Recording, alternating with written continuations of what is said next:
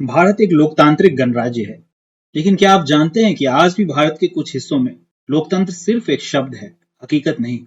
वहां ना तो कोई सरकारी दफ्तर है, ना पुलिस चौकी, और वहां जो भी शासन चलता है वो सिर्फ बंदूक की नली से चलता है। आज हम बात करेंगे उस समस्या की जिसे भारत के पूर्व प्रधानमंत्री मनमोहन सिंह जी ने देश की आंतरिक सुरक्षा के लिए सबसे बड़ा खतरा बताया था।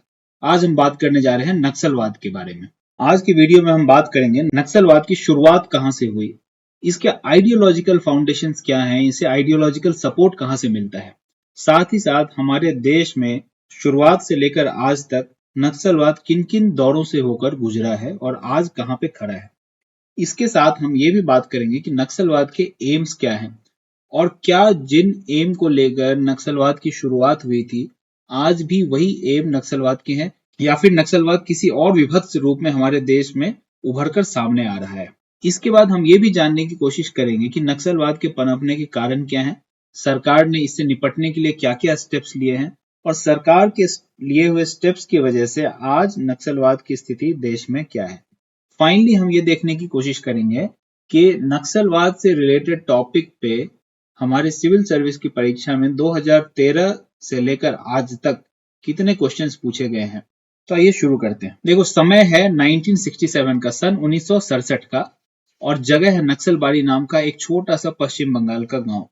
वहां पे एक छोटा सा आदिवासी किसान अपनी जमीन पर काम करने जा रहा होता है, लेकिन जमींदार के जो गुंडे होते हैं वो उसे काम करने से रोकते हैं, उसे काम नहीं करने देते हैं। पीट पीट कर किसान को वहां से भगा दिया जाता है। इसके बाद ये किसान दौड़ा दौड़ा अपने गांव जाता है और सभी गांव वालों को इकट्ठा करके बताता है कि भाई देखो, वहां मुझे काम नहीं करने दिया जा रहा।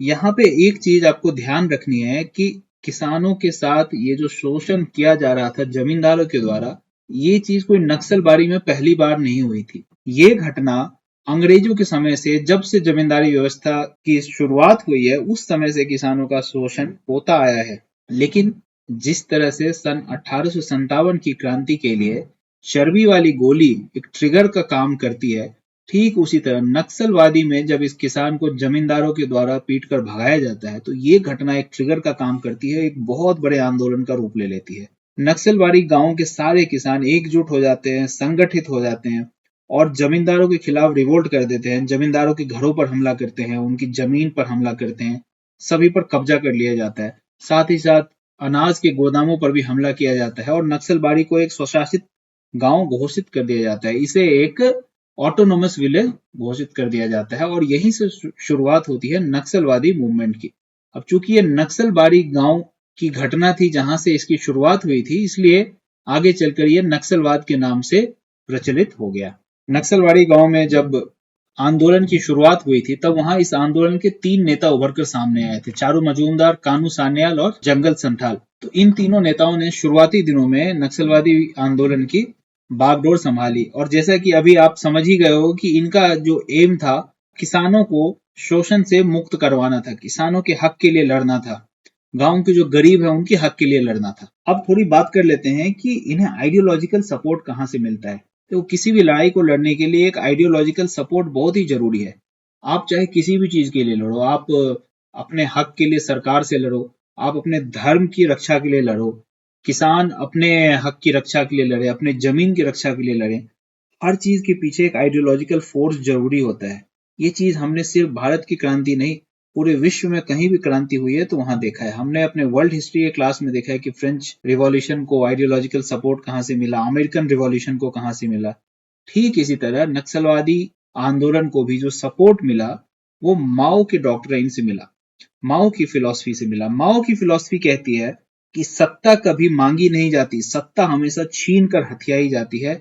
एक आर्म्ड रिवेलियन, सशस्त्र विरोध, सशस्त्र विद्रोह करके ही जो सरकार वहां पे काम कर रही है उसे उखाड़ फेंकना है, क्योंकि वो आम जनता के हित में काम नहीं कर रही, उसे उखाड़ फेंकना है और वहां लोगों की सत्ता स्थापित करनी है। और धीरे धीरे फाइनली उनका एम होता है क्लासलेस स्टेटलेस सोसाइटी बनाना। तो ये जो माओ की फिलॉसफी है, इस फिलॉसफी को अगर हम एक लाइन में समझने की कोशिश करें तो माओ जेडोंग का आपका वो फेमस कोट याद करना होगा जहां वो कहते हैं कि राजनीतिक शक्ति बंदूक की नली से निकलती है, power flows from the barrel of the gun. तो नक्सलवाद की जो प्राइमरी अंडरलाइंग आइडियोलॉजिकल फाउंडेशन है वो यही है हमें किसी भी तरह के शांतिपूर्ण विरोध में हिस्सा नहीं लेना। हमें जो लोकतांत्रिक तरीके से चुनकर, शांतिपूर्ण रूप से चुनकर आई हुई सरकार है, उसे आर्म्ड रिबेलियन, आर्म्ड रिवोल्ट करके उखाड़ के फेंकना है और लोगों की सरकार, सत्ता वहां पे स्थापित करनी है। इसे प्रोट्रैक्टेड पीपल्स वॉर के नाम से भी माओ की फिलॉसफी में कहा गया है। एक लंबे समय तक चलने वाली लड़ाई, प्रोट्रैक्टेड पीपल्स वॉर। क्योंकि जो चुनी हुई सरकार है उसे उखाड़ फेंकना कोई आसान काम नहीं है। तो एक लंबे समय तक लड़ाई चला ली है, जिसमें आर्म्ड रिबेलियन के थ्रू चुनी हुई सरकार को उखाड़ फेंकना है और पीपल्स गवर्नमेंट वहां पे स्थापित करनी है। एम्स ऑफ नक्सलिज्म, इनका क्या लक्ष्य था, इसके बारे में जब बात करें तो आप समझ ही गए होंगे कि इन्होंने किनका मुद्दा उठाया था। जो मार्जिनलाइज्ड ग्रुप्स थे, जो हमेशा शोषण के शिकार होते थे, जो गांव के छोटे किसान थे, आदिवासी थे, जिनसे जंगल छीने जा रहे थे, इनका मुद्दा इन्होंने उठाया। किस तरह से इनका मुद्दा उठाया? अभी अभी हमने बात की कि ओवरथ्रो द स्टेट, भाई आर्म्ड रिबेलियन करो और चुनी हुई सरकार को उखाड़ के वहां से फेंको। इसके बाद पीपल्स गवर्नमेंट वहां पे स्थापित करनी है, जो माओ स्टाइल एडमिनिस्ट्रेशन के थ्रू वहां पे रन की जाएगी। साथ ही साथ इनका एक और एम था कि नक्सलवाद जैसे आंदोलन जो भारत के अलावा पूरी दुनिया में अलग अलग देशों में चल रहे हैं, उनके साथ कोलैबोरेट करना, कोऑपरेट करना, उन्हें कुछ अपनी चीजें सिखाना और वहां जो नई चीजें चल रही है वो सीखना और भारत में इम्प्लीमेंट करना। यही इनका बेसिक एम था। अब इन एम्स को हासिल करने के लिए एक स्ट्रक्चर तो चाहिए। क्यों अचानक से आप और मैं उठकर इस तरह का एम्स अचीव नहीं कर सकते। इसके लिए एक पॉलिटिकल स्ट्रक्चर चाहिए, एक ऑर्गेनाइजेशनल स्ट्रक्चर चाहिए। तो नक्सलवादियों का जो ऑर्गेनाइजेशनल स्ट्रक्चर है उसके बारे में यहाँ पे हम लोग डिटेल में बात नहीं करेंगे, वो एग्जाम पॉइंट ऑफ व्यू से बहुत ज्यादा रिलेवेंट नहीं है। लेकिन मोटे तौर पर अगर मैं आपको बताऊं तो इनके ऑर्गेनाइजेशनल स्ट्रक्चर में 3 ब्रॉड विंग्स थे: पॉलिटिकल विंग, मिलिट्री विंग और सपोर्ट नेटवर्क। ये पॉलिटिकल विंग जो है ये खुले तौर पर सरकार के खिलाफ आर्म्ड रिवोल्ट में आमतौर पर हिस्सा नहीं लेता है। ये जंगल्स में, हाइडआउट्स में छुपकर इन्हें एक आइडियोलॉजिकल डायरेक्शन देता है कि तुम्हें किस तरह से काम करना है, क्या नहीं करना है। ये सारे डायरेक्शंस इन्हें पॉलिटिकल विंग से मिलते हैं। अब ये सारे डायरेक्शंस जो डायरेक्ट कन्फ्रंट्रेशन करते हैं सरकार के साथ, उन्हें दिए जाते हैं, और वो विंग है हमारा मिलिट्री विंग। ये मिलिट्री विंग गुरिल्ला वॉरफेयर में निपुण होता है। गुरिल्ला वॉरफेयर करना इनकी सबसे बड़ी शक्ति है, क्योंकि यहाँ जो रिक्रूट्स होते हैं ना, वो सभी लोकल्स होते हैं। और ये लोकल आसपास की जो जंगल वाली टेरिटरी है, जो टेरेन है, जहाँ पे नदी नाले हैं, तालाब हैं, जंगल हैं, पहाड़ हैं, इनसे बहुत अच्छी तरह से वाकिफ होते हैं। और यहाँ पे ये सिक्योरिटी फोर्सेस को चकमा देने में इनकी निपुणता बहुत अधिक होती है। तीसरा जो इनका विंग है वो है सपोर्ट नेटवर्क।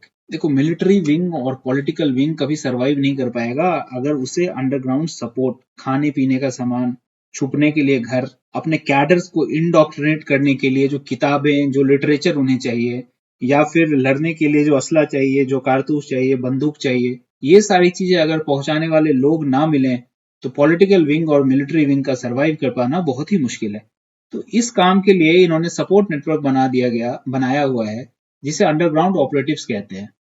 इन अंडरग्राउंड ऑपरेटिव्स में वो लोग शामिल हैं जो माओ की फिलॉसफी से इत्तेफाक रखते हैं, माओ की फिलॉसफी से सिंपैथाइज करते हैं, और उनका मानना है कि जो नक्सलवादी कर रहे हैं वो सही है, और इसलिए उन्हें खाना पहुंचाते हैं, रसद पानी पहुंचाते हैं, उन्हें वेपन्स पहुंचाते हैं। तो ये मोटे तौर पे इनका organisational structure, political wing, military wings और सपोर्ट नेटवर्क। जो सीधे सीधे सरकार के खिलाफ आर्म्ड रिवोल्ट में हिस्सा लेता है वो है इनका मिलिट्री विंग। अब एक बार छोटी सी चर्चा कर लेते हैं कि नक्सलवाद हमारे देश में किन किन स्टेजेस से होकर गुजरा है। तो जैसा कि आपने अभी अभी देखा कि नक्सलवाद की शुरुआत नक्सलबारी गांव, जो कि पश्चिम बंगाल में था, वहां से 1967 से हुई थी। तो ऑफ कोर्स पहला जो फेज है वो इंसेप्शन फेज है, जो 1967 से शुरू होता है, 1970 तक तकरीबन चलता है। इस फेज में नक्सलवाद बिल्कुल अपने पीक पर था। नक्सलवाद के जो प्रारंभिक नेता थे, जैसे चारू मजूमदार हो गए, कानू सान्याल हो गए, जंगल संथाल हो गए, इन लोगों ने मिलकर इस फेज में नक्सलवाद को आगे बढ़ाने में काफी योगदान दिया था। नक्सलवाद जो बंगाल के एक छोटे से गांव से शुरू हुआ, वो बिहार और आंध्र प्रदेश, उड़ीसा, इन सभी जगहों पे इस फेज में फैल चुका था और एकदम पीक पर था। इसके बाद दूसरा स्टेज, दूसरा दौर जो चलता है नक्सल मूवमेंट का इंडिया में, वो फ्रैगमेंटेशन का दौर था, जो कि 1970 से लेकर 1990 के लेट 1990s तक चलता है। इस फेज में नक्सलवादी मूवमेंट थोड़ा कमजोर पड़ने लगा था। अब नक्सलवाद के जो शुरुआती नेता थे, धीरे धीरे उनकी एज बढ़ती चली जा रही थी और वो उस एफिशिएंसी के साथ काम नहीं कर पा रहे थे। साथ ही साथ हम आगे के स्लाइड्स में ये भी देखेंगे कि नक्सलियों ने जिस एम्स को लेकर नक्सलवादी मूवमेंट्स की शुरुआत की थी, उस एम से धीरे धीरे ये नक्सलवाद भटकने लगा था। कहाँ भटकने लगा था इसके बारे में भी बात आगे करेंगे। तो इन सब को लेकर नक्सलवादियों के बीच में ही काफी सारे फैक्शंस बन गए और जिसके कारण ये मूवमेंट धीरे धीरे कमजोर पड़ने लगा। पर यहाँ पे कमजोर पड़ने का मतलब हमें ये नहीं समझना है कि ये खत्म हो गया। ये रिमोट एरियाज में आज उस समय भी नक्सलवादी मूवमेंट लगातार चलता रहा। तीसरा दौर है रिसर्जेंस का दौर, जो कि मिड 2000 के आसपास शुरू होता है और आज तक चलता है। ये नक्सलवादियों का सबसे विभत्स दौर है। इसमें ऐसी ऐसी घटनाओं को अंजाम दिया है नक्सलवादियों ने, जिसे पढ़ के, जिसके बारे में सुनकर, देखकर आपकी रूह कांप जाएगी। यहाँ पर एक चीज आपके लिए जानना बहुत जरूरी है कि 1969 वो समय था जब CPI-ML की स्थापना की गई थी। जब नक्सलवादियों ने मूवमेंट स्टार्ट किया तो CPI, communist party of India Marxist Leninist, इसकी स्थापना की गई थी और ये सेंट्रल ऑर्गेनाइजेशन बन गया नक्सलवादियों का हमारे देश में। बाद में इसका नाम ये बदल गया PWG में, पीपल्स वॉर ग्रुप। इसके साथ साथ देश में एक और बड़ी नक्सलवादी संस्था काम कर रही थी जिसका नाम था MCCI, Maoist communist centre of India.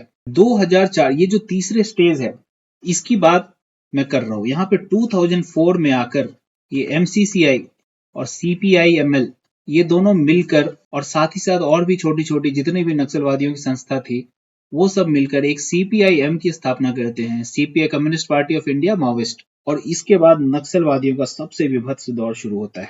ये मिड 2000 के बाद से ऐसी ऐसी घटनाओं को इन्होंने अंजाम दिया है, जिसमें 2010 में दंतेवाड़ा का हमला हुआ। आप सभी जानते होंगे कि 2010 के दंतेवाड़ा के हमले में हमारे 76 CRPF के जवान शहीद हुए थे। इसके बाद झीरम घाटी में 2013 में हमला हुआ जहां पे 27 लोग मारे गए, जिसमें कांग्रेस के वरिष्ठ नेता शामिल थे। फिर 2017 में सुकमा, 2019 में गढ़चिरौली, 2021 में बीजापुर। हर बार नई रणनीति, हर बार नई हिंसा, हर बार हिंसा का वही विभत्स रूप। और नक्सलवाद के इस तीसरे फेज में जो मिड 2000s के आसपास स्टार्ट हुआ था, वहां पे सन 2000 से लेकर आज तक नक्सल हमलों में तकरीबन 4000 से ज्यादा सिविलियंस मारे गए हैं और 2500 से भी ज्यादा हमारे सिक्योरिटी पर्सनल मारे गए हैं। और जब नक्सलवाद अपने पीक पर था तो वो लोग एक रेड कॉरिडोर की बात करते थे। वो तिरुपति से लेकर पशुपति तक की बात करते थे कि हम एक ऐसा कॉरिडोर बनाएंगे जो बिल्कुल लाल रंग में रंग जाएगा, हर जगह नक्सलवादियों का कब्जा होगा। और एक समय ऐसा था जब भारत के तकरीबन 180 जिले नक्सलवाद की घनघोर चपेट में थे। ये मैप बहुत ही इंपॉर्टेंट है। जब भी एग्जाम में नक्सलवाद पे, नक्सलिज्म पे कोई भी क्वेश्चन आए, ये मैप हमेशा बनाना है। रेड कॉरिडोर वर्ड हमेशा यूज करना है और हो सके तो ये तिरुपति टू पशुपति वाला ये फ्रेज भी यूज करना है। इससे एग्जामिनर के पास ये मैसेज जाएगा कि आप नक्सलवाद के मुद्दे को समझते हो। तो आप यहाँ पे देख रहे हो कि बिहार, झारखंड, पश्चिम बंगाल, उड़ीसा, छत्तीसगढ़, आंध्र प्रदेश, इन सारे राज्यों में कई सारे जिले नक्सलवाद की चपेट में थे और नक्सलवादियों ने यहाँ से सही मायने में जो लोकतांत्रिक तरीके से चुन के गई हुई सरकार है उसे उखाड़ फेंका था और कई जगह लिबरेटेड जोन घोषित कर दिया गया था।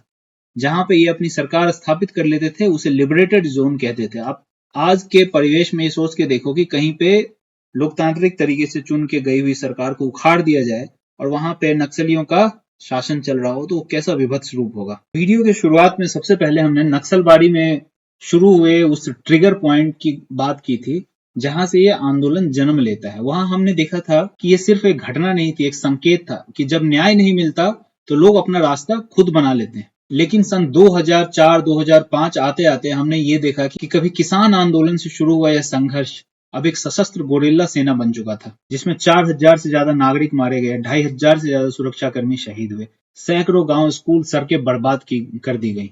अब नक्सलवाद जो किसानों के आंदोलन के तौर पर शुरू हुआ था, वो आम जनता को आखिर मारने क्यों लगे, सड़कें क्यों बर्बाद करने लगे, स्कूल क्यों बर्बाद करने लगे, इसके बारे में अभी तुरंत बात करते हैं।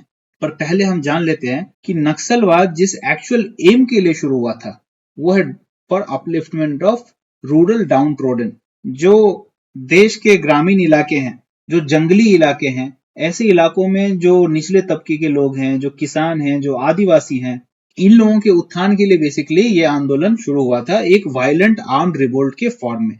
तो इसके कारण क्या थे? सबसे पहला कारण है सोशियो इकोनॉमिक इनइक्वालिटी। अब आजादी के बाद हमारे देश में जब डेवलपमेंट की बात शुरू हुई तो हमेशा अर्बन इंडस्ट्रियल ग्रोथ की बात की जाने लगी। जो शहरी क्षेत्र है उसका विकास किया गया, जो इंडस्ट्रीज हैं, बड़ी बड़ी इंडस्ट्रीज हैं उसका विकास किया गया। लेकिन कहीं न कहीं इस विकास की प्रक्रिया में जो रूरल एरिया है, जो किसान हैं, जो ट्राइबल्स हैं, उनकी अनदेखी की जाने लगी। इसलिए एक रूरल अर्बन डिवाइड पैदा होने लगा और जो रूरल एरिया में रहने वाले लोग थे उनके मन में कहीं ना कहीं एक कुंठा की भावना पैदा होने लगी। एक चीज आप और ध्यान रखना कि जहां भी नक्सलिज्म पैदा हुआ है वो इलाके हमेशा जंगल से घिरे रहे हैं, वहां पे जो नॉर्मल गवर्नेंस है वो नहीं पहुंच पाया है, वहां पे ट्राइबल्स की संख्या काफी ज्यादा रही है। ऐसे इलाके में जो लोग हैं वो जंगल में जो जमीन है, जंगल के प्रोड्यूस है, जंगल में पाए जाने वाला पानी का जो स्रोत है, इन सब पर बहुत ज्यादा डिपेंडेंट रहे हैं। लेकिन आजादी के बाद जब डेवलपमेंट धीरे धीरे शहरों से, जब बड़े बड़े कारखाने लगाने के लिए जमीन ढूंढी जाने लगी तो ऐसे जंगलों को भी साफ किया जाने लगा। इस कारण क्या हुआ कि ये जो ट्राइबल जो फॉरेस्ट पर डिपेंडेंट हैं, ये फॉरेस्ट को अपना घर मानते थे। ये मानते थे कि इन पर इनका हक है, इनके प्रोड्यूस पर इनका हक है। वो धीरे धीरे सिमटने लगे। इससे भी इनके मन में एक कुंठा की भावना जगने लगी। साथ ही साथ इन्हें कॉम्पनसेशन नहीं दिया जाता। आपको याद होगा कि 2013 के आसपास एक लैंड एक्विजिशन एक्ट आया था जिसमें पहली बार एक फेयर कॉम्पनसेशन देने की बात की गई थी। मैं बात कर रहा हूं उस समय की जब ये एक्ट नहीं था, तो इनकी जमीनें ले ली जाती थी और इन्हें कॉम्पनसेशन नहीं मिलता था। इससे इनके मन में कुंठा थी। साथ ही साथ एक फॉरेस्ट राइट्स एक्ट भी लाया गया था सरकार के द्वारा। इस फॉरेस्ट राइट एक्ट के तहत ट्राइबल्स को जंगल के प्रोड्यूस इस्तेमाल करने की छूट दी गई थी। तो इस फॉरेस्ट राइट एक्ट को भी ढंग से इम्प्लीमेंट नहीं किया गया। इसकी वजह से भी ट्राइबल्स के मन में, जो उन इलाकों के वासिंदे थे, वहां रहने वाले लोग थे, उनके मन में कुंठा की भावना जगने लगी। साथ ही साथ अभी अभी मैंने बात की है कि ये सारे इलाके ऐसे थे जहां घना जंगल था, सड़कें ठीक ठाक नहीं बनी थी। तो ऐसे इलाकों में जो जमीनी तौर पे सरकारी व्यवस्था दिखती है वो होती है पंचायती राज व्यवस्था, वो होती है गांव के प्राइमरी स्कूल के टीचर्स, वो होते हैं आंगनवाड़ी के वर्कर्स। इन सारों के लिए भी वहां जाकर काम करना बहुत ही मुश्किल होता था। और 73rd अमेंडमेंट जो पंचायती राज एक्ट आया था उसे शेड्यूल्ड एरियाज में, जो ट्राइबल एरियाज है, वहां पे पेसा एक्ट के तहत इंप्लीमेंट करवाने की बात की गई थी। PESA means PESA means panchayat enforcement in scheduled areas act. तो पंचायती राज को जब शेड्यूल्ड एरियाज में इंप्लीमेंट करने की बात की गई थी तो वहां हमने ये भी देखा कि पेसा का जो इम्प्लीमेंटेशन था वो ट्राइबल एरिया में काफी वीक रहा था। इन सभी की वजह से एक गवर्नेंस गैप था, वहां सरकार की जो उपलब्धता थी, सरकार की विजिबिलिटी थी, वो काफी कम थी। अब इससे जो वैक्यूम क्रिएट हुआ, उस वैक्यूम को भरने के लिए वहां पे नक्सलवादियों ने अपने पैर अड़ा दिए। तो यहाँ हमें ये याद रखना चाहिए कि जहां राज्य नहीं होता वहां सत्ता वही चलाता है जो डर पैदा करता है, और नक्सलवाद ने यही किया। इसके साथ साथ हिस्टोरिकली भी ट्राइबल्स के साथ, जो रूरल एरियाज, फॉरेस्ट एरियाज में रह रहे लोग थे, उनके साथ डिस्क्रिमिनेशन होता आया है। अब देखो कि जब नेशनल लेवल पे पॉलिसी डिटरमाइन होती है, या उस समय पोस्ट इंडिपेंडेंस पीरियड में जब हो रही थी, तो जब कारखाने लगाने के लिए जमीन चाहिए तो जंगल काटे गए, वहां के लोगों को विस्थापित किया गया। तो ऐसे में उन विस्थापित लोगों के घरों को सिटीजन्स होम्स की तरह नहीं देखा गया, उसे सिर्फ एक रिसोर्स जोन की तरह देखा गया। तो इस तरह की एक्सप्लॉयटेशन की वजह से भी वहां रहने वाले लोगों के मन में कुंठा की भावना पैदा हो रही थी। अब अभी अभी मैंने बात की गवर्नेंस गैप की, किस तरह से पंचायती राज इंस्टीट्यूशंस का सही से इम्प्लीमेंटेशन नहीं हुआ, स्कूल में पढ़ाने के लिए शिक्षकों की कमी रही, रोड्स का विकास नहीं हुआ, मोबाइल टावर्स कम थे, इसलिए लोग देश के साथ कनेक्टेड नहीं थे। देश के दूसरे हिस्सों में कई चीजें दूसरी चल रही होती, पर यहाँ पे जो जंगली इलाके हैं, वहां पे जो आदिवासी रह रहे हैं, ट्राइबल्स रह रहे हैं, उन्हें उनके बारे में कुछ पता नहीं है, क्योंकि वहां मोबाइल नेटवर्क्स नहीं है। तो इस तरह का जो गैप पैदा हुआ, जो वैक्यूम पैदा हुआ, उस वैक्यूम को भरने के लिए वहां पे नक्सल्स ने जगह ले ली। अब नक्सल्स ने जब जगह ले ली तो वहां के लोगों को इंडोक्ट्रिनेट करने लगे कि भाई ये जो सरकार है ये तुम्हारे खिलाफ है, ये जानबूझकर ऐसा कर रही है।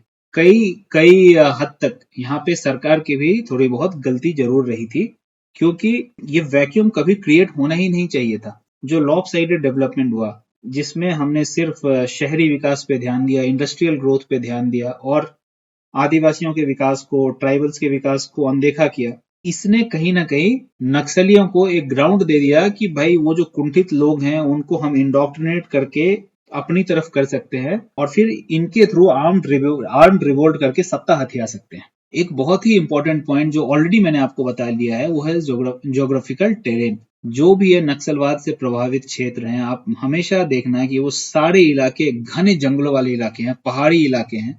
और जो नक्सलवादी होते हैं वो उन इलाकों के नेटिव होते हैं, उन्हें उन जंगल का, उन पहाड़ों का, नदी नालों का अच्छा अंदाजा होता है। लेकिन जब सिक्योरिटी फोर्सेज उनका सामना करने वहां जाते हैं तो वहां के लोकल्स होते नहीं, उन्हें काफी मुश्किलों का सामना करना पड़ता है।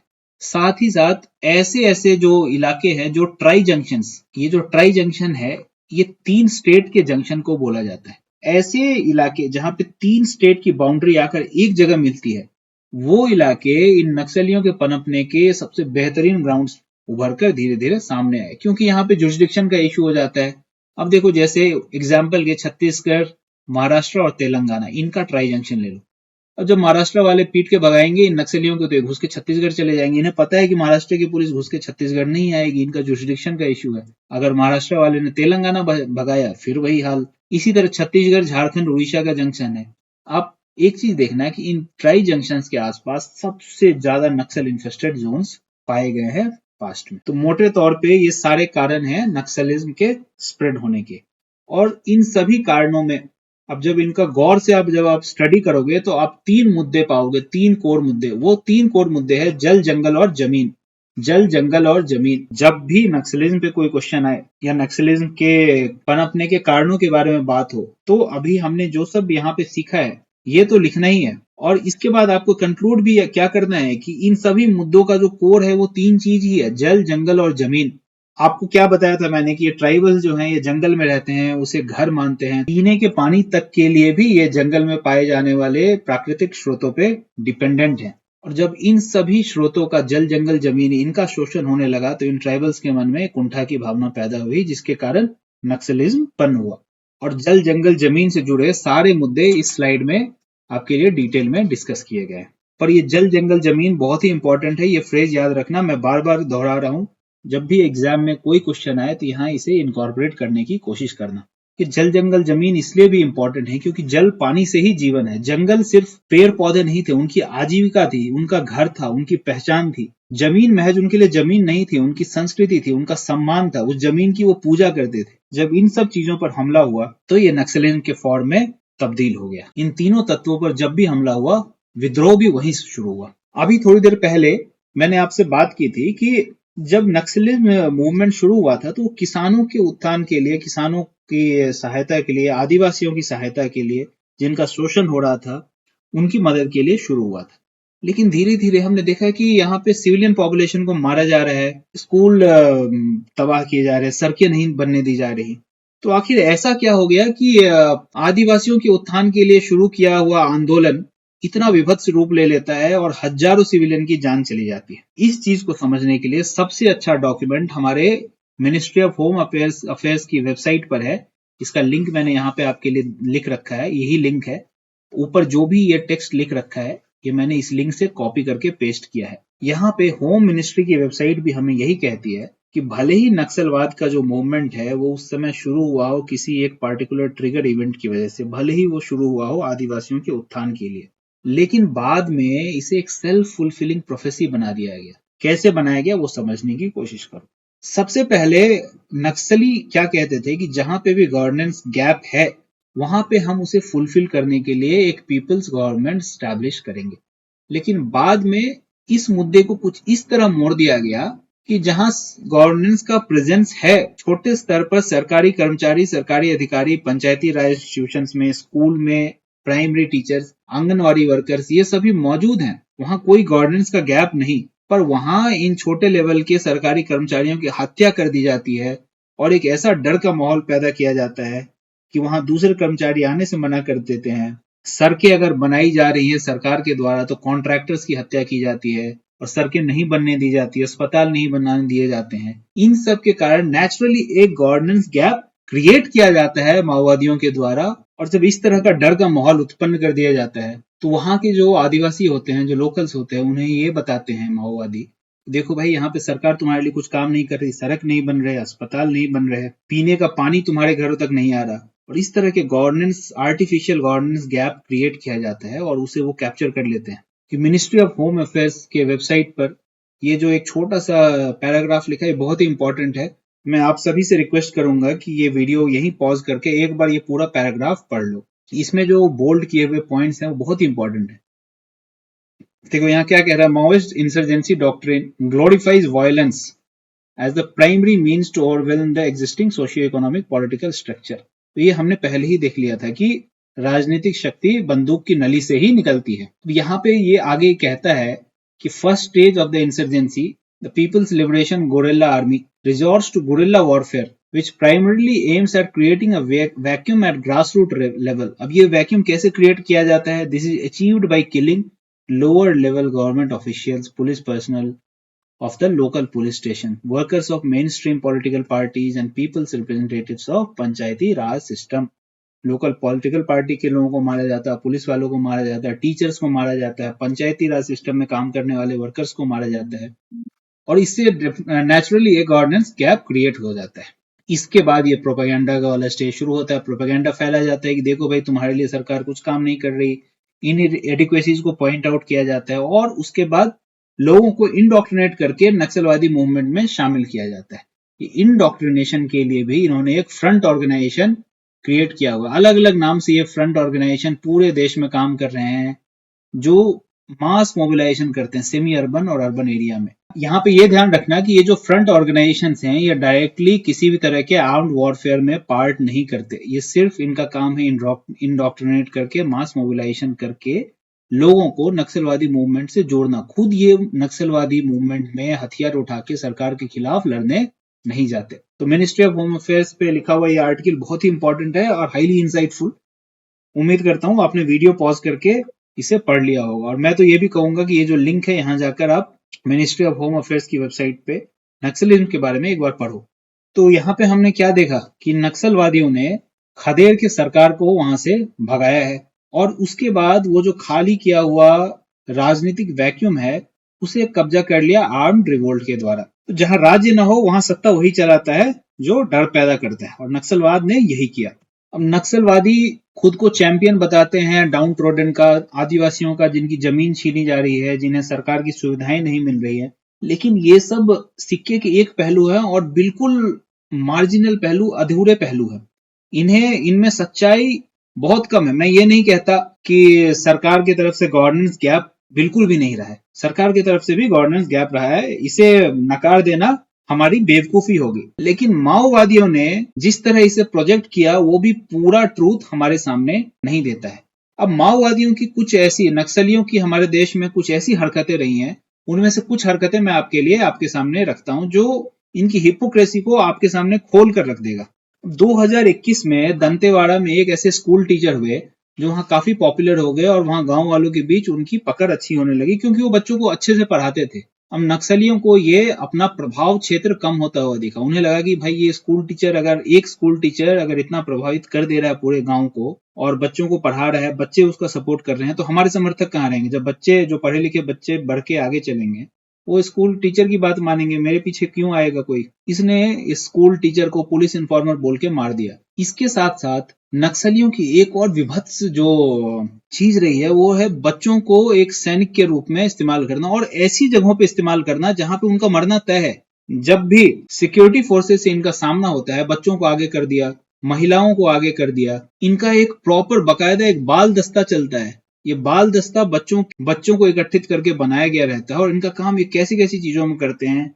एग्जाम्पल के तौर पे आप ले लो कि आईईडी प्लांट करने में जो खतरनाक काम होता है, जहां उसके फटने के भी चांसेस रहते हैं, बच्चों को ये सिखाया जाता है, उनसे आईईडी प्लांट करवाते हैं। साथ ही साथ 2013 में बस्तर वगैरह जैसी जगहों पे आपने देखा होगा, आपने कई बार न्यूज में पढ़ा होगा कि सिक्योरिटी फोर्सेस के जवान जब नक्सलियों के हाथों मारे जा रहे थे, जब लड़ाई खत्म हो जाती थी और जब सिक्योरिटी फोर्सेस अपने जवानों की बॉडी उठाने आते थे, उन बॉडी को रिग कर दिया जाता था आईईडी ब्लास्ट के थ्रू, और जैसे ही उठाया एक और ब्लास्ट हुआ। तो यहाँ पे ग्रॉस ह्यूमन डिग्निटी का जो वायलेशन होता है, वो जब आप उस समय के आर्टिकल्स पढ़ोगे तो आपको उसका एकदम राक्षसी रूप आपके सामने आएगा। इसके साथ साथ 2004 से 2020 के बीच में 2004 से 2020 के बीच में 1000 स्कूल इन लोगों ने तोड़ दिए नक्सलियों ने, दर्जनों रोड्स बर्बाद कर दिए गए।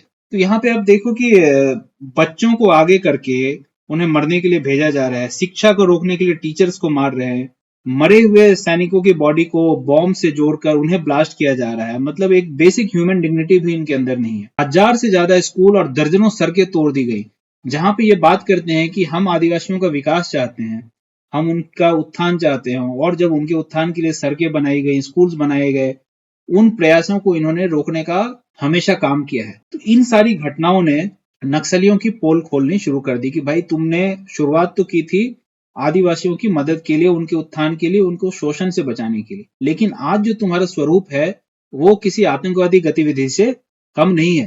तो ये क्रांति नहीं थी, ये डर का शासन था, और इससे सबसे ज्यादा नुकसान उन लोगों को ही हुआ जिनके नाम पे ये लड़ाई लड़ी जानी शुरू हुई थी। तो नक्सलिज्म जब इस विभत्स रूप में पहुंच चुका था तो सरकार के लिए कोई ना कोई स्टेप लेना बहुत जरूरी था, क्योंकि उस समय तक जो भी स्टेप लिए जा रहे थे वो सफिशिएंट नहीं थे, वो पर्याप्त नहीं थे। ये बहुत ही इंपॉर्टेंट स्लाइड है, याद रखना इसे।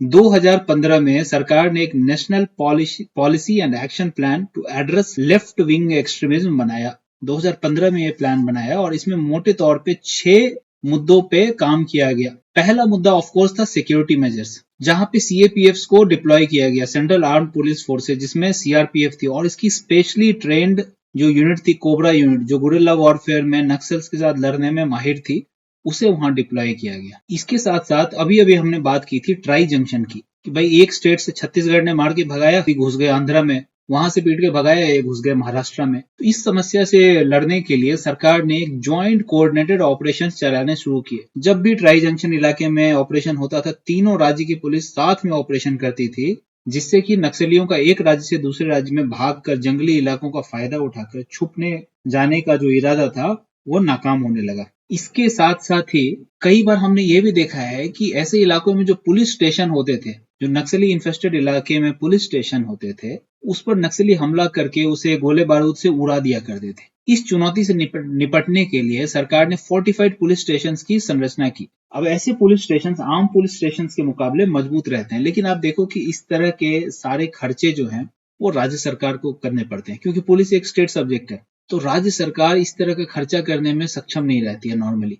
इसके लिए एक स्कीम लाई गई, सिक्योरिटी रिलेटेड एक्सपेंडिचर। ये बहुत ही इंपॉर्टेंट है, ये एसआरई आप याद रखना, सिक्योरिटी रिलेटेड एक्सपेंडिचर। इस एक्सपेंडिचर के तहत स्टेट की जो पुलिस है उसकी कैपेसिटी बिल्डिंग में जो भी खर्चा आता था, या फिर अगर नक्सलियों के साथ लड़ते हुए किसी सुरक्षाकर्मी की मौत हो जाती है तो उसकी मदद के लिए या उसके परिवार की मदद के लिए फोर्टिफाइड पुलिस स्टेशन बनाने के लिए, इस तरह के खर्चे के लिए सेंटर ने स्टेट को इस एसआरई स्कीम के तहत कॉम्पनसेट करना शुरू कर दिया, सिक्योरिटी रिलेटेड एक्सपेंडिचर के तहत। तो इस तरह की सिक्योरिटी मेजर्स सरकार ने लिया और इससे नक्सलियों से लड़ने में काफी मदद मिली, उनसे लड़ने का तरीका सरकार का काफी इंप्रूव हुआ। दूसरा जो तरीका अपनाया गया वो था डेवलपमेंटल इंटरवेंशंस।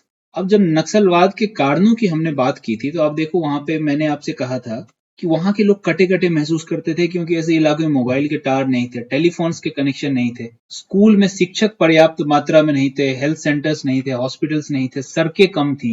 इस तरह की कमी को दूर करने के लिए सरकार ने एक स्पेशल डेवलपमेंट इंटरवेंशन चलाया, जहां पे ऐसे इलाकों में मोबाइल टावर्स, ये बहुत इंपॉर्टेंट है, मोबाइल टावर्स, हजारों मोबाइल टावर्स नक्सली इलाकों में लगाए गए, जिससे कि वहां के लोगों को एक देश से जुड़े रहने की भावना उनमें आए। आप सोचो आपके घर में, आपके शहर में, पूरे शहर में मोबाइल टावर नहीं है, टीवी का कोई कनेक्शन नहीं है, आप वहां पे दिन भर खुद में मगन रहते हो, तो एक पूरे देश के साथ कटे कटे रहने की भावना नेचुरल तरीके से धीरे धीरे उत्पन्न हो जाएगी। और ऐसे में अगर वहां गवर्नेंस डेफिसिट भी है और नक्सली आपको इंडोक्ट्रिनेट कर रहे, तो बहुत सारी संभावना है कि आप तो उस इलाके में रह रहे हो जहां पे ना ही बाहर से कोई जुड़ाव है, ना ही स्कूल है, तो आप ज्यादा पढ़ लिख भी नहीं पा रहे हो, तो उनकी इंडोक्ट्रिनेशन के पाले में पड़ जाओगे और उनके साथ शामिल हो जाओगे। तो इससे लड़ने के लिए मोबाइल टावर्स लगाए गए, हजारों की तादाद में मोबाइल टावर लगाए गए, स्कूल बनाए गए, हेल्थ सेंटर्स बनाए गए, साथ ही साथ रोड कनेक्टिविटी को भी इन एक्सट्रीमिस्ट एरिया में बढ़ाया गया। आप सभी ने सुना होगा एक एस्पिरेशनल डिस्ट्रिक्ट प्रोग्राम।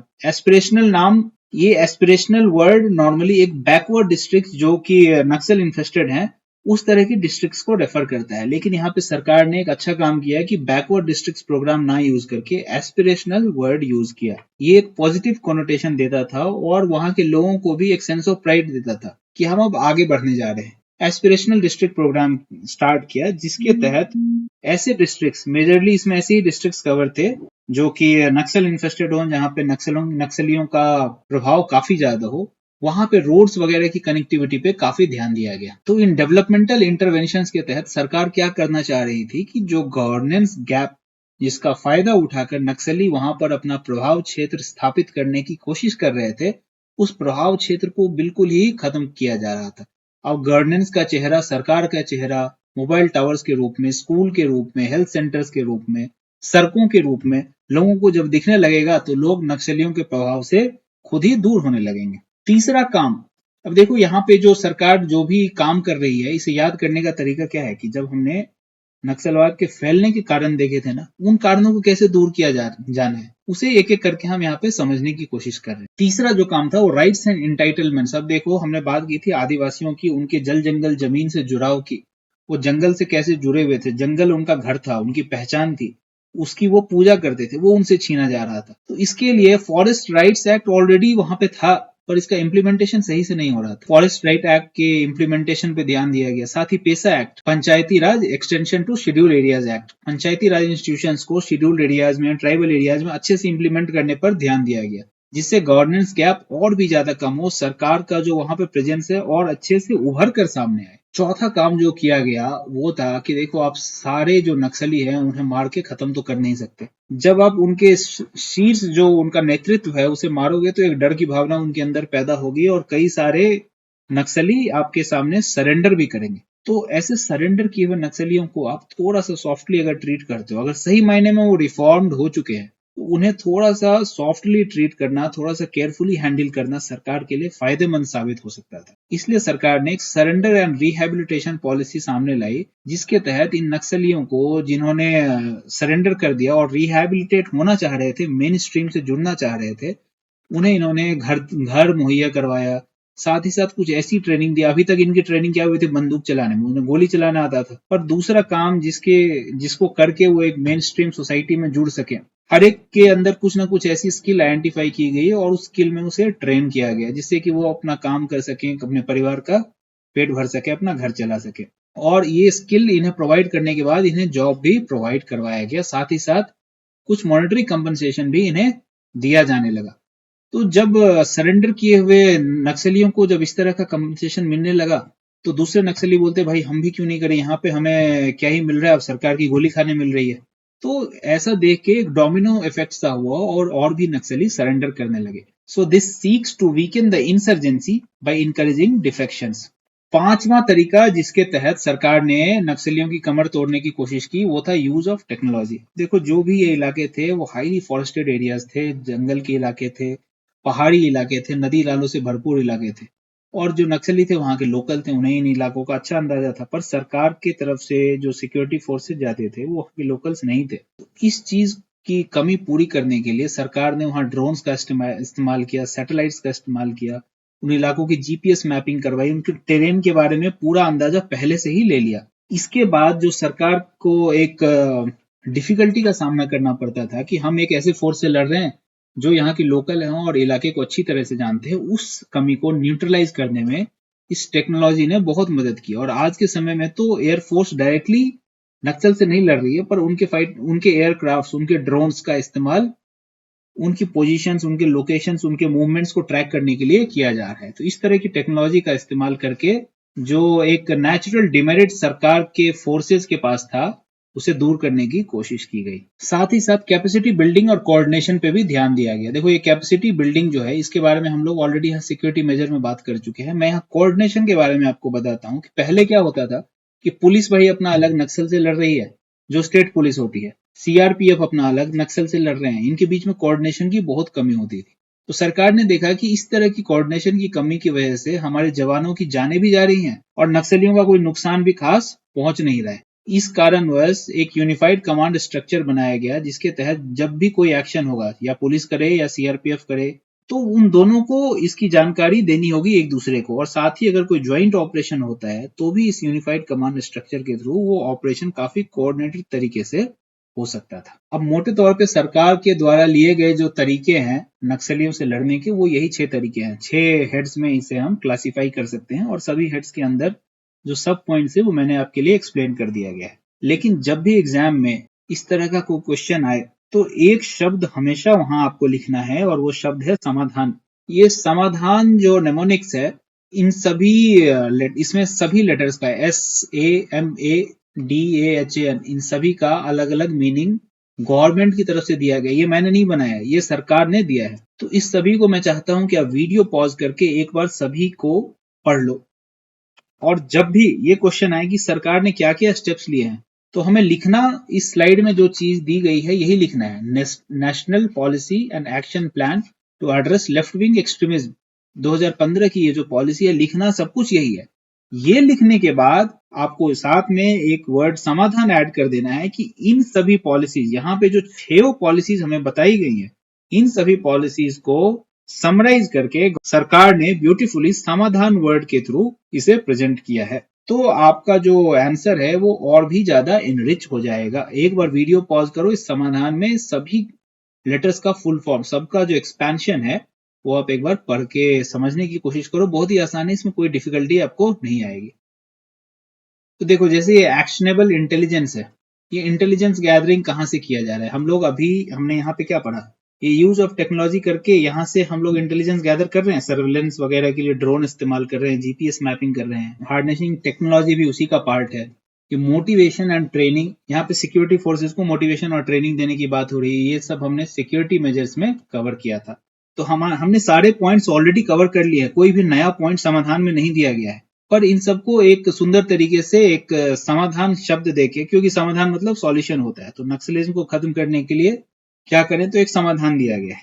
इन सभी हमने अभी जो भी 6 पॉइंट देखे हैं, इन सभी को समाधान के थ्रू कवर करने की कोशिश की गई है। तो हमें लिखने वही 6 पॉइंट है, लास्ट में हमें लिखना है कि इन सभी को समाधान वर्ड में सरकार ने इनकम्पास करके कवर किया है। अब तकरीबन 2014-15 से सरकार द्वारा लिए गए इन कॉन्क्रीट स्टेप्स की वजह से नक्सलवाद से जुड़ी घटनाओं में बहुत ज्यादा हेवी रिडक्शन हुआ है, बहुत कमी आई है। जो हम पहले वो घटनाएं सुनते थे, वो सारी घटनाएं आज बहुत कम हो गई।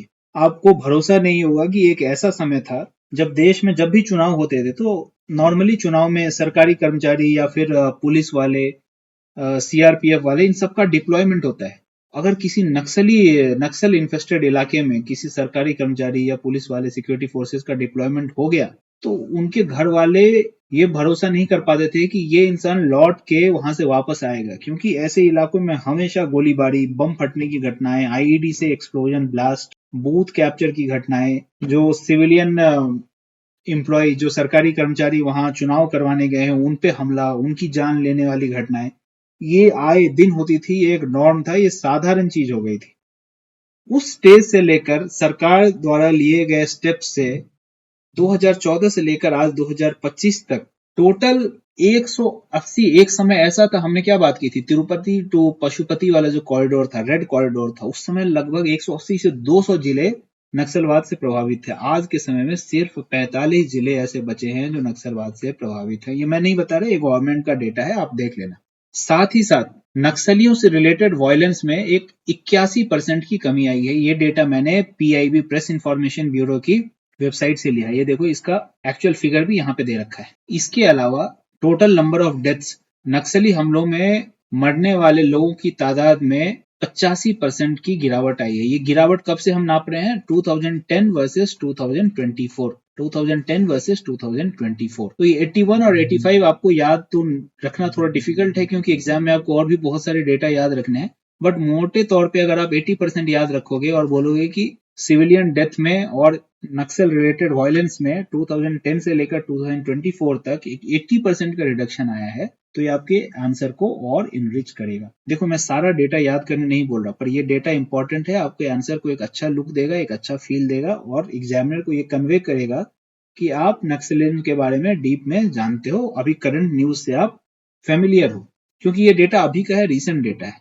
तो 2 डेटा आप याद रखना, एक पीक से जहां पे 180 डिस्ट्रिक्ट नक्सल इन्फेस्टेड थे, आज 45 बचे हैं, और 2010 से लेकर 2024 तक नक्सल रिलेटेड वायलेंस और नक्सल रिलेटेड डेथ में एक 80% की कमी आई है। बस ये दोनों डेटा याद करो। ये नंबर ये जो मैंने लिखा है 720, 200, ये सब याद करने की जरूरत नहीं है, ये मैंने सिर्फ आपको समझाने के लिए लिखा है।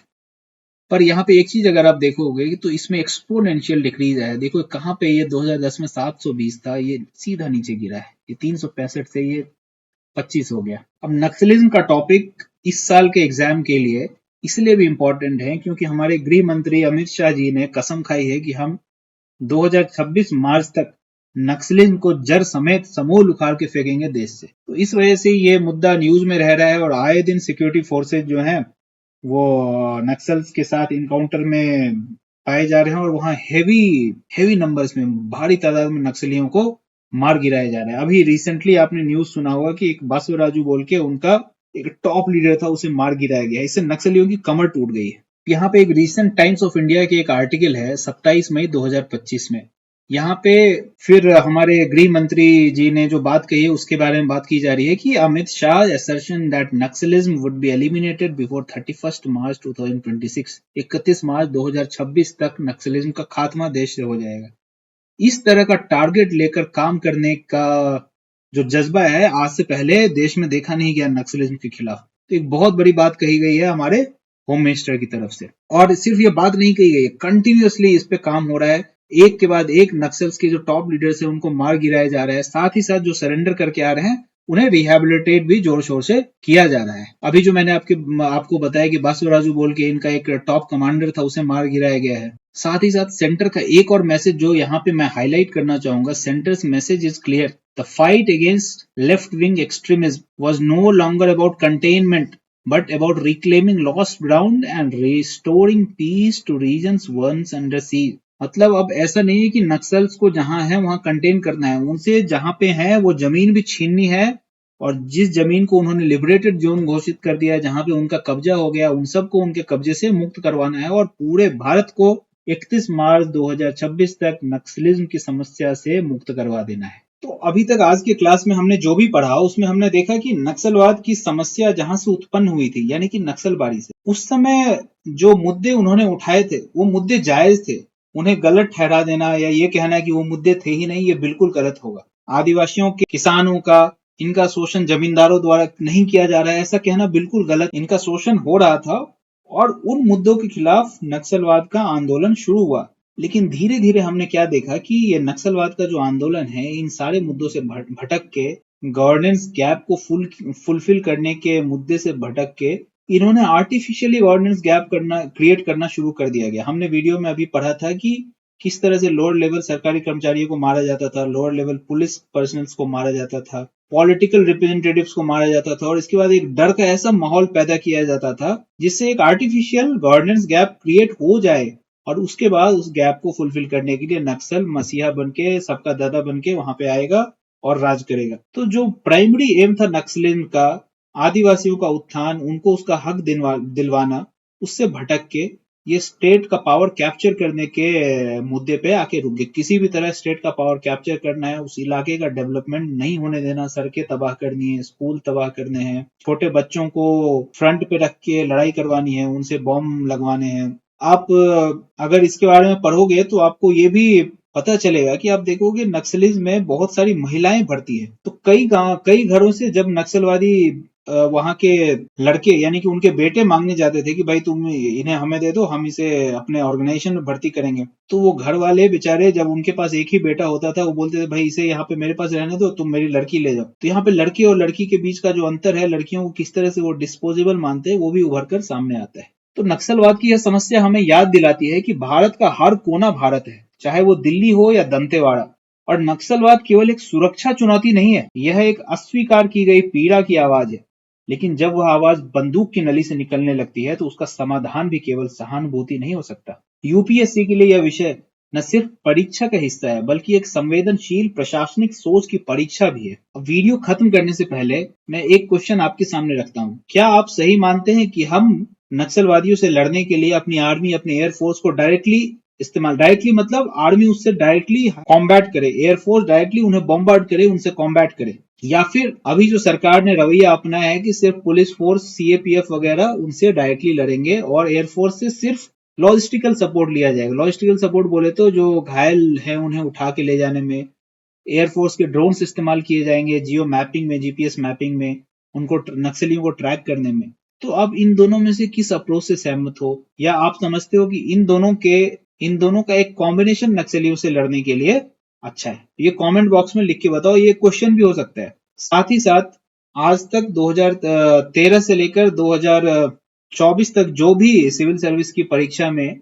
नक्सलिज्म से रिलेटेड क्वेश्चन आए हैं, वो मैंने कलेक्ट करके आपके सामने स्क्रीन पर लिख दिया है। तो एक बार इस चैप्टर को पढ़ने के बाद इन सभी क्वेश्चंस को गौर से पढ़ो और सारे क्वेश्चंस का आंसर लिखने की कोशिश करो टाइम बाउंड मैनर में। मुझे उम्मीद है कि आज हमने जितना कुछ सीखा है नक्सलिज्म के क्लास में, उन सभी का यूज करके इन सारे क्वेश्चंस का एक अच्छा आंसर दिया जा सकता है। तो अब मिलेंगे अगले क्लास में, जहां हम इंटरनल सिक्योरिटी से रिलेटेड किसी दूसरे टॉपिक के बारे में बात करेंगे। अगर वीडियो अच्छा लगा हो तो लाइक करें, सब्सक्राइब करें और कमेंट में बताएं कि नक्सलवाद का समाधान बंदूक या विकास। मिलते हैं अगले वीडियो में। जय हिंद।